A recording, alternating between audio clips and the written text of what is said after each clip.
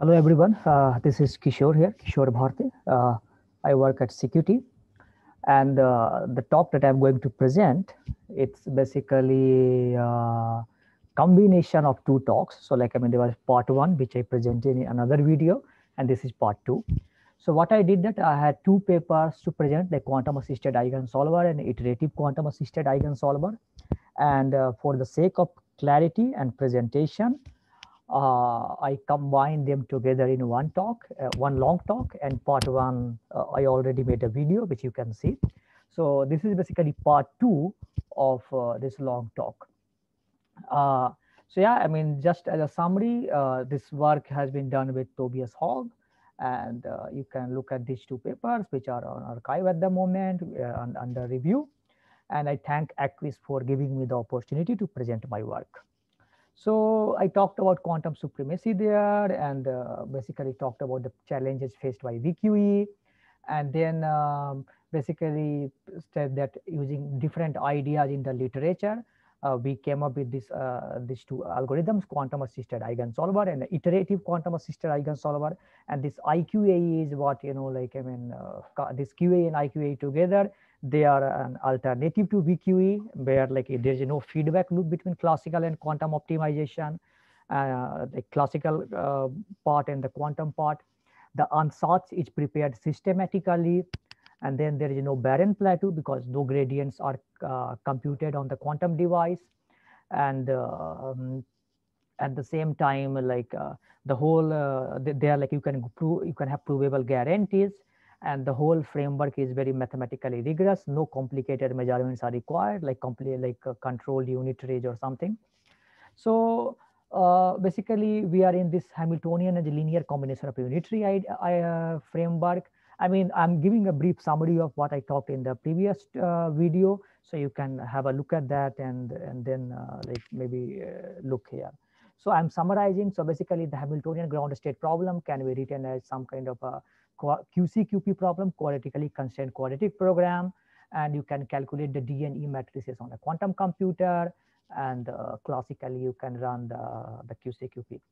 And then I define this notion of unitary like cumulative k-moment states using the initial quantum state psi and the unitaries which define the Hamiltonian. And then I talked about this three-step algorithm where you can solve the where you can give an approximation to the ground state of Hamiltonians. And yeah, so and there is a justification for the ansatz which is given based on the idea of imaginary time evolution.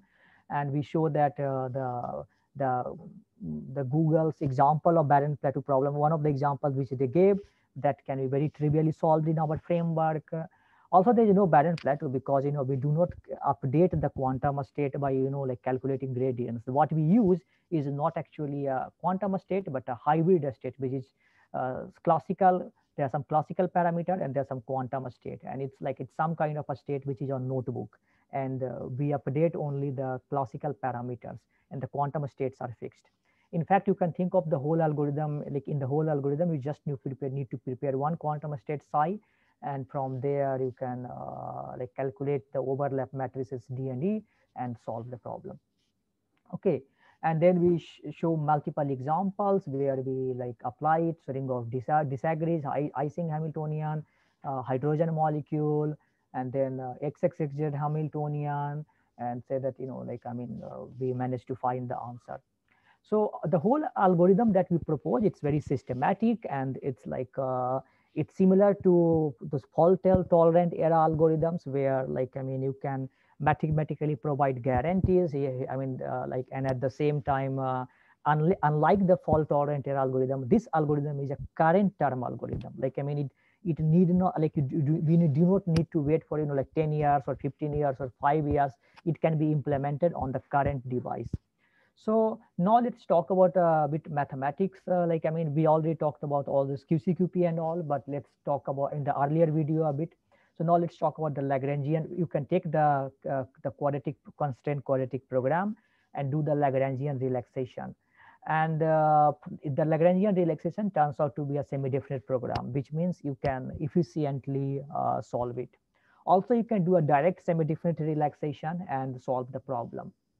Actually, in our framework, you can also give guarantees that when is a local minima, global minima, like when certain conditions are satisfied, you can give guarantees about when is a local minima, global minima, which can be used by a solver as a stopping criteria to like in the program. Moreover, there is no need of any complicated measurement like control unitary in our framework. Like this kind of, there are many works where people talk about near-term algorithms, and this kind of control unitaries are present. I mean, this kind of control unitaries are very like challenging in like on current devices, and it will be very difficult to implement. Like, so in our framework there is no need of this kind of complicated unitary.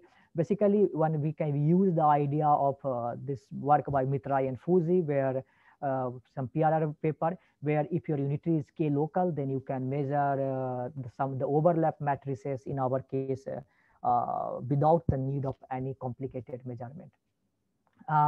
Also, if you assume, like for example, if you assume your unitary to be polytensor matrix, then we use this idea that product of polystring is a polystring, and using this idea like we like calculate the overlaps very easily without the need of any complicated measurement.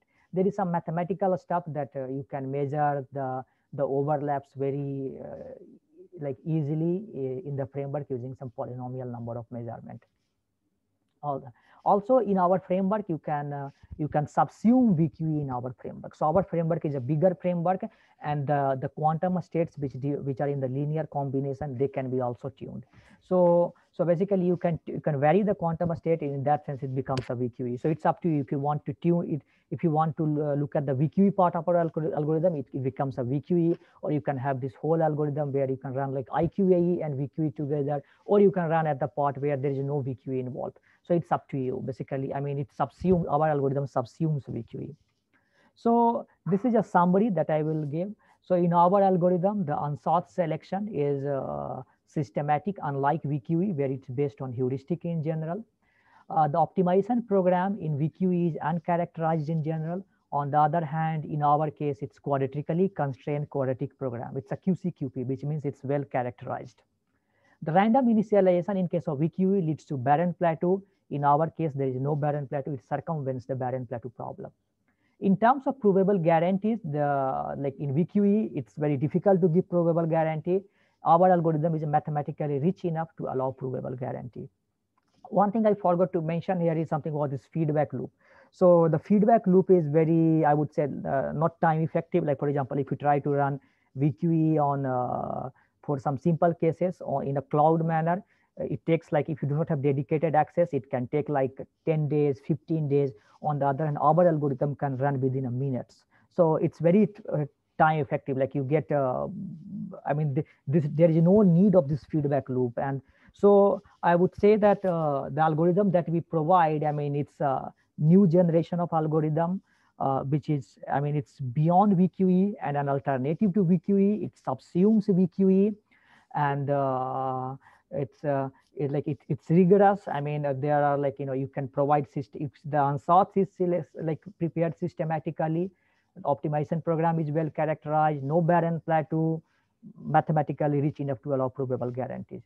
So in future, one can provide some complexity theoretic results based on in our framework.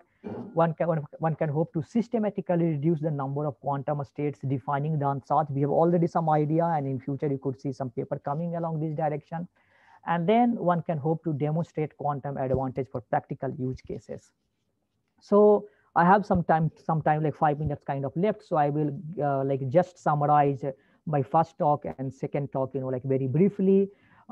So basically, as I mentioned, like we need the quantum supremacy experiment was done, but there was no it was not practical. I mean, not for a practical task. So unless we provide some example case for the practical case task, quantum winter is a real concern. And then I talked that this problem of finding the ground state of a local Hamiltonian problem is a difficult problem. But at the same time, applications in many areas. And if we can solve it, or provide an approximation to the true solution, then it can be applied at many places.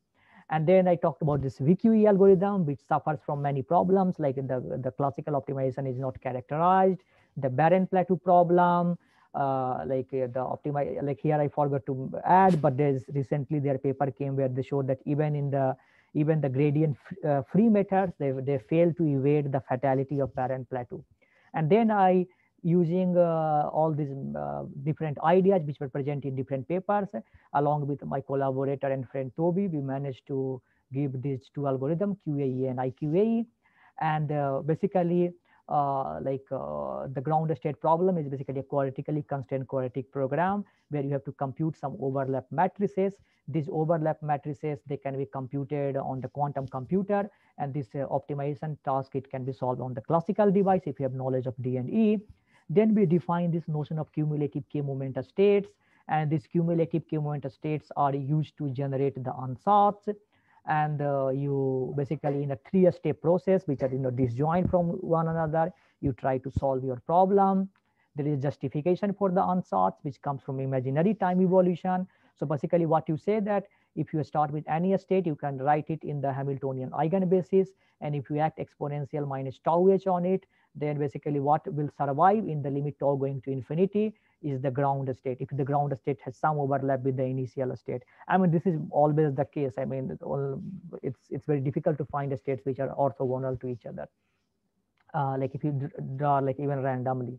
Now, then I give the approximation of the gamma state as gamma k, and you notice that here this state is basically linear combination of cumulative k-moment states. So this is, I mean, we motivate, I mean, this imaginary time evolution based idea to like prepare our ansatz, and then we apply it to some problem like Google barren plateau example problem, then some hydrogen molecule problem, then ring of disagrees, Ising model, XXZ model, and we say that it like you solve it. Indeed, the Google barren plateau example problem which they tried, that is a trivial example in our case. Now, after that, basically, we give some mathematical statement about that you can do some Lagrangian relaxation, which turn out to be a semi-definite program. You can also do a direct SDP relaxation. Then you can always give guarantee. You can always also tell when is a local minima, global minima. Then in our framework, you don't need to do complicated measurement. In fact, like if you assume your unitaries to be Pauli matrices, then you know that the product of Paulis is basically tensor Pauli is basically a Pauli, a string which a prefactor plus minus 1 and plus minus iota, which you can very easily calculate. And then what remains to be calculated is psi p psi, which can be very easily calculated in our framework. In fact, in our framework, you just need to prepare one quantum state, and it can be thought of some kind of sampling wedged algorithm. And then we can merge VQE in our framework, and basically we can subsume VQE in our framework, and there like you can compare VQE with our algorithm. And our algorithm is basically, I would say that it's a new generation of algorithm beyond VQE, and we are saying that there are multiple problems with VQE, and it's not systematic, and it's not time effective. Like all of the issues of VQ, most of the issues, I mean, almost all of the issues of the VQE, our framework solves it. So yeah, in future, one can study the effect of noise, one can provide some complexity theoretic results, systematically reduce the number of quantum state defining the ansatz. And then, I mean, the end goal, which we all are looking for, is demonstrating quantum advantage for practical use cases. I know that 15 minutes is very little for like kind of explain all these things in detail, but I hope that I managed to at least motivate some of you. And those of you who are interested, I would be more than interested in having like talking for a long time and convince you or at least motivate you to like work together on it. And I would invite the community to look at this new framework that we have provided, and we expect that this framework is the future of NISQ era algorithms. Yeah. So with that, I will like conclude my talk, and I thank Acquis once again for like giving me the opportunity to present. And like you can look at my talk part 1, and this is part 2, and overall get like understand what I mean. But I can always talk in person, and like feel free to send me an email or talk on Slack. Okay. Thanks a lot.